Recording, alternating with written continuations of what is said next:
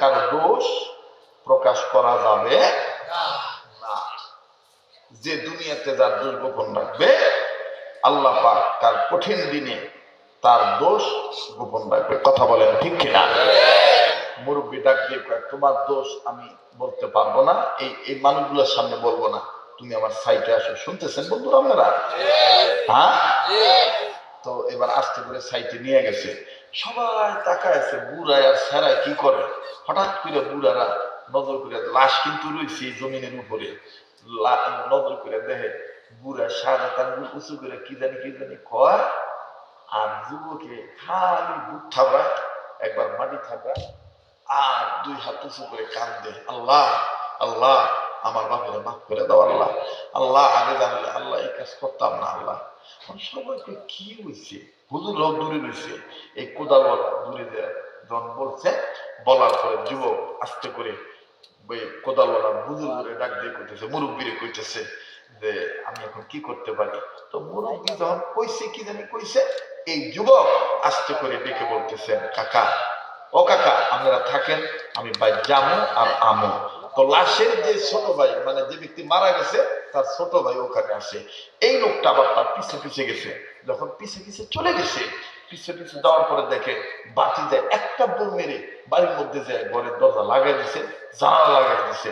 কাকার ভিতরে সন্দেহ হয়েছে, না জানি আবার সুইসাইড করে, আত্মহত্যা করে, আবার বাতি যায়, কি এমন পাপ করছে বুঝি তো আমরা তো জানি না, কিন্তু এই বুড়ে কি কইলো, এই বুজুর্গ কি কইলো, আর এইভাবে যুবক সে এভাবে দৌড় মেরে চলে গেল। যাই হোক চলে গেছে, আবার বন্ধুগণ দরজা আটকাইছে, জানালা আটকাইছে। কাকা অনেকক্ষণ অস্থিরতার মধ্যে আছে, আমার বাতিজা কি করে, আমার বাতিজা কি হলো, আহারে আহারে বা হোগা লোগা, বাতিজা ওইভাবে যাবো গা। চাষা নানান টেনশন করতেছে, কিন্তু হঠাৎ করে চাষার কানে আওয়াজ আছে, বাথরুমের ভিতরে কেউ যদি গোসল করতে যায় পানি জোরে ডালে, জোরে ছাড়ে না, যদি জোরে ডালে, কথা কয় না, পানি জোরে ডালে, আর ওই নিচের ফলন যদি শক্ত থাকে তাহলে আওয়াজ হয় না, এটা পানির একটা আলাদা একটা আওয়াজ আছে না। এই চাষা বুঝতে পারছে যে বাচ্চাটা গোসল করতেছে, এবার আস্তে করে কাকায় খুব তার নিজের ক্যাপাসিটি দিয়া চেষ্টা করে দেখতেছে যে দেখা যায় কিনা কোনো বিষয়ে। তো বাতিজা গোসলখানা থেকে বের হয়েছে, সুন্দর করে আপনার যেখানে কাপড় রাখে নতুন কাপড় বের করছে, নতুন কাপড় বাইর করে এরপরে বাতিজা জায়নামাজ বিছাইলো, জায়নামাজ বিছে টুপি টুপি মাথা দিয়া, সুন্দর করে টুপি টুপি মাথা দিয়া যখন বাতিজাও আল্লাহু আকবার বলে 2 রাকাত নামাজ পড়বার, কি তওবার নামাজ, সুবহানাল্লাহ কইতেন না? আর জোরে কোন সুবহানাল্লাহ। আমার আজকের আলোচ্য বিষয়বস্তু ছিল কাপড় আছে মানুষ নাই, মানুষ আছে কাপড় নাই। আমি আমার মূল কথা হলো আমার ঈমান আছে, জানা আছে, কিন্তু আসলে মানা নাই ভাই। এর লিগে আমি অশান্তির শেষ নাই, কথা কন ঠিক না?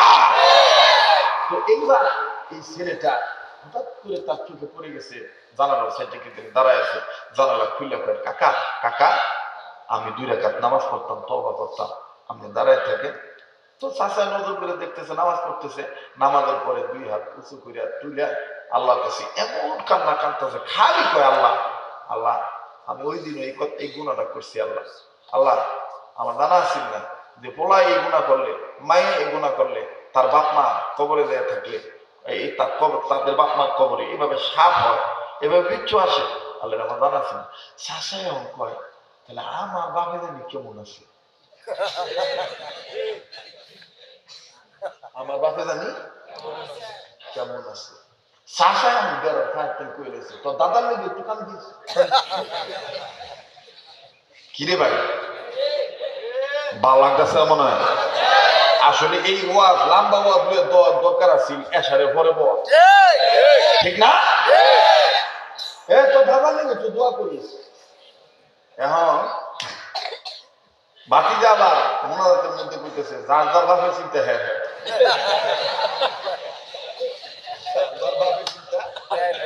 হ্যাঁ এইটা যখন কইছে আমার বন্ধুগণ, এই কাকা কয়তালি কোদালালের আমি একটু ধরি, হ্যাঁ যেহেতু হের বাপের কবরে এই সাপ খেদাইয়া ভুল গাছ বানাইতাম, আমার বাপের যে কত সালে মারা গেছে, এই বুড়ার কাছে তো কোদাল আছে, হাসেন না গেছে। এখন এলাকাবাসী করে কেউ তোমার বাচ্চা কু বাতি যে বাহির লেগে কান্তাচ্ছে, তো তুমি আইসো কে? আমি আমার বাপের খবর নিতে পারছি, কোদালা লাগতে দিকে ওই বুড়ারা কয় যাইস না।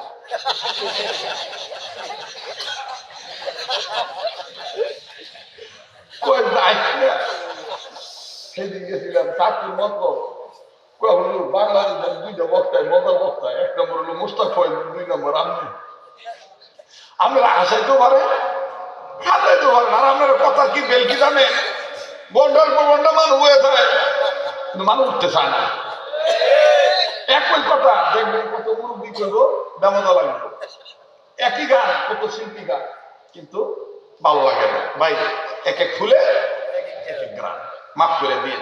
আমি আসলে এই রূপগঞ্জ, বিশেষ করে লাভরাপাড়ায়, এটা আমার জীবনের প্রথম, তো আপনার মনে করেন যে এই লাভরাপাড়া আর পার্শ্ববর্তী আর একটা এলাকা ছিল, এখান থেকেই রূপগঞ্জবাসী আমার চিনছে। এই জন্যই মাদ্রাসার মাঠে আসলে আমি আপনার মনে করি একটু লম্বা ওয়াজ করি, এটা অন্য কিছু না। কথা বোঝেন নাই? কিন্তু আবার বুঝছেন না যে টেহা বেশি ভাবনের দাম দেয়া গেতেছে না। আমি 1.5 ঘন্টা ওয়াজ করলো, আমার যে টেহা দিব না, আমি 3 ঘন্টা ওয়াজ করলো, হে টেহা আমার ফিতা কিন্তু মাথা ফিতা। আবার এটা বুঝছেন না, বুঝে না তো। অনেকে আবার অনেক কথা কয়, লাভ হিসেবে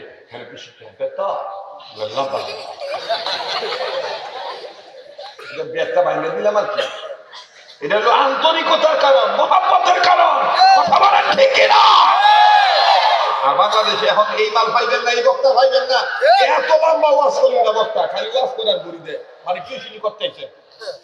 ওই কিছু মাস্টার আছে না, কয়েক জায়গায় কোচিং করে, কয়েক জায়গায় টিউশনি। আর এখন তো টিউশনি মাস্টার গুলো বেশিরভাগ ফাঁকিবা আন্তাজি, বড় ঘোড়ার ডিম, বড় ঘোড়ার ডিম, আর বইয়া বইয়া মোবাইল ছবি।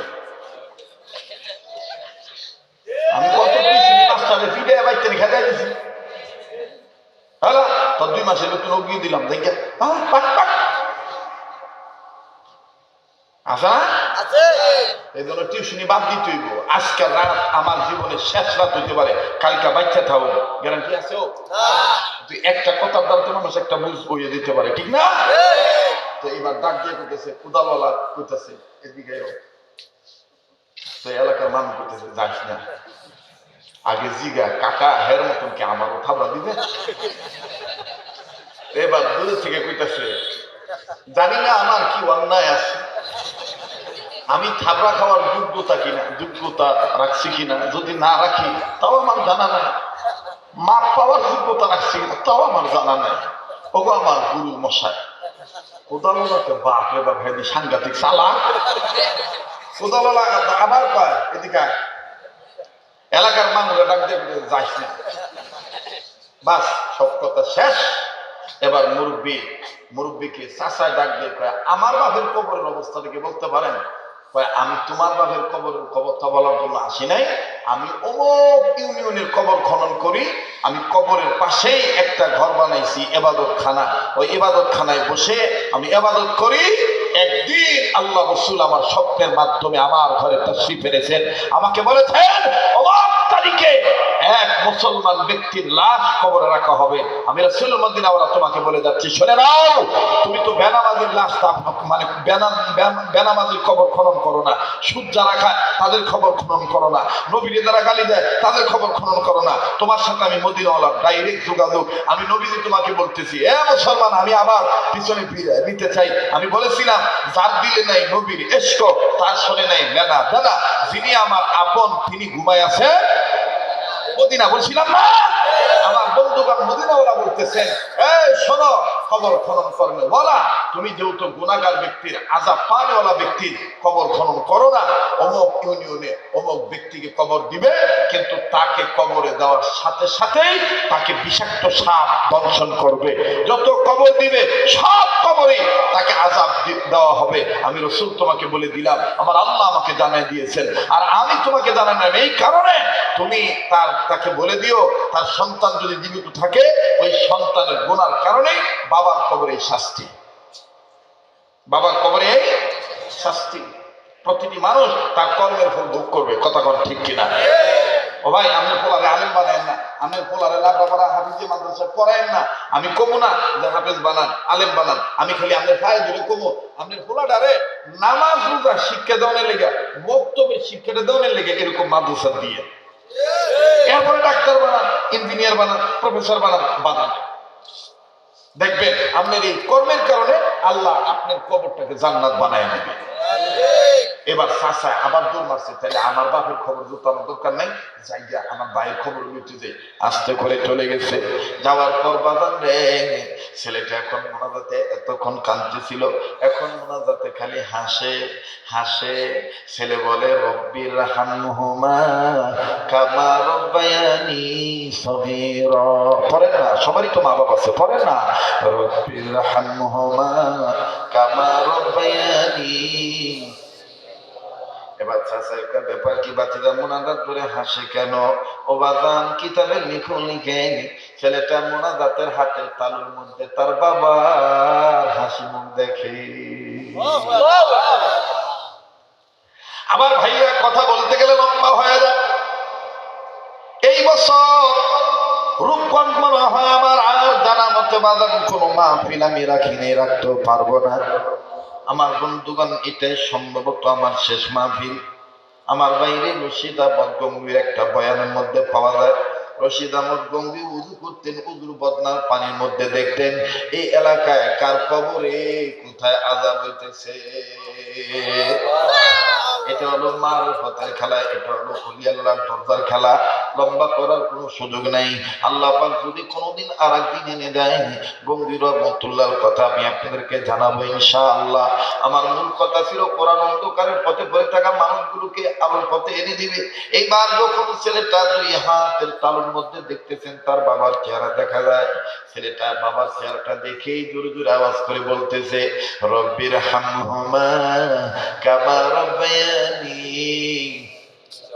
পড়ো না ভাইয়া, পড়ো না, আমি মোনাজাত করবো এই জন্যই বলতেছি, কেউ উঠাউঠি করবেন না, দোয়া কবুল হইয়া যাবে। রব্বির হামহুমা কামা রাব্বায়ানি।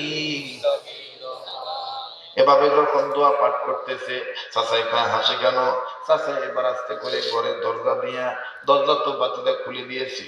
আমার বন্ধুগণ দরজা খুলে যখন চাচা আসছে, চাচা আইসা দেখে বাতিদার হাতের তালুর মধ্যে চাচার বাপেরও দেখা যায়, চাচার ভাইরও দেখা যায়।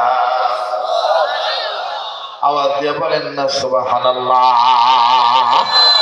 আমার ভাইয়েরা এই জন্য আশরাফ আলী থানভী রহমতুল্লাহ লেখছে, একটা নেককার সন্তান 14 পুরুষকে শান্তিতে রাখে আল্লাহর দয়ায়, আর একজন গুনাহগার মদখোর গুনাহগার আমার বন্ধুগণ বদমাইশ লোক, আমার ভাইরা দাপট বলা লোক, সন্ত্রাস লোকের 7 খানদানের লোক একটু দাপটে থাকে, এরপরে তাদের নাম গন্ধ কেউ নিতে চায় না।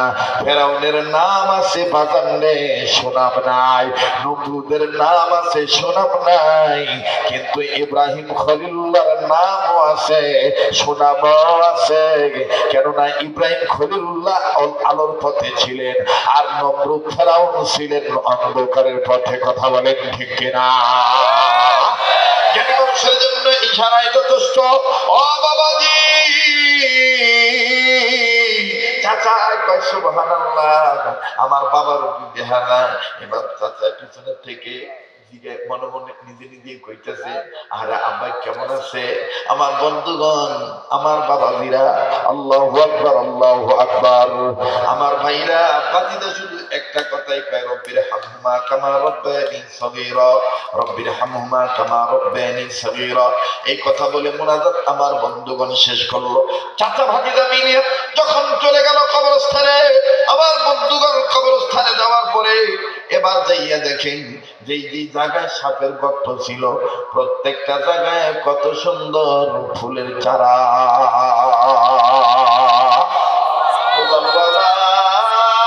দাঁড়াই আছে মুরব্বী মুরব্বী বান্দা দাঁড়ায় আছে। ছেলেটা ডাক দিয়ে বুজুর্গ লোকেরা বলতেছেন, মুরব্বীরা বলতেছেন, তোমার আব্বার এখন তুমি কব সিদ্ধান্ত দাও কোন কবরে শোয়াইবা।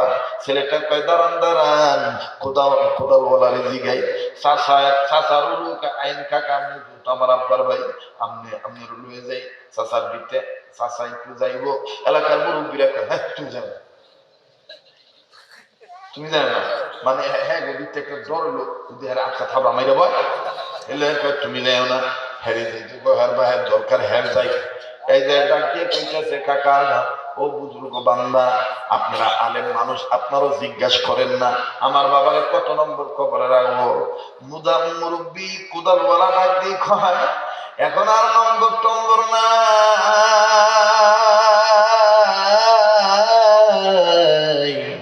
এই এলাকার প্রত্যেকটা মাটির জায়গায় তোমার বাবার লাইগা জান্নাতের বালাখানা হইয়া গেছে। তুমি গোসল করার সময় কি বলছিলা, ওযু করার সময় কি বলছিলা, জায়নামাজ বিছানোর সময় কি বলছিলা, তুমি আমারে বলো। আমার বন্ধুগণ কি বলছিল, যদি আমি আপনি এরকম বলতে পারি জায়নামাজ বিছানোর সময় আল্লাহর কসম করে বলি সোহরাওয়ার্দী উদ্যানে আগু বাদাম যখন ওযু করতেছিলাম একজন বুজুর্গ মানুষ, আপনারা কয়েকদিন পরে 2 দিনের মধ্যে 3 দিনের মধ্যে ইন্টারনেটের চ্যানেলের মাধ্যমে দেখতে পারবেন বাবা সারা পৃথিবীতে পাকিস্তানের একজন আমার বন্ধুগণ হাফেজ সাহেব কারি সাহেব তিনি কাবা শরীফের ইমাম শাইখ আব্দুর রহমান সুদাইসির নকল করছেন, আর আমার বন্ধুগণ বাংলাদেশের দিকে একমাত্র আমি নকল করেছি। দুইজনের আজকে সুন্দর সাক্ষাৎ হয়ে গেল। আমার বন্ধুগণ পাকিস্তানের বুজুর্গ ওযু করার সময় মুসলমান ভাইরা আমার এতদিন তো শুধু বাংলায় পড়েছিলাম, কিন্তু আজকে ওনাকে ওযু করার সময় দেখলাম উনি এই কথাটা বলতেছে।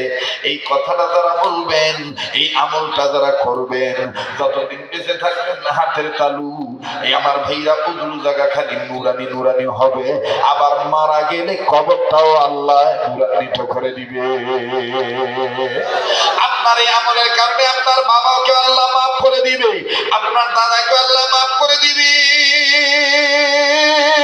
ওই আমলটা কোন আমল, ওই কথাটা কোন কথা আমি বলছি বলবো 1 মিনিটে আমার ভাইরা।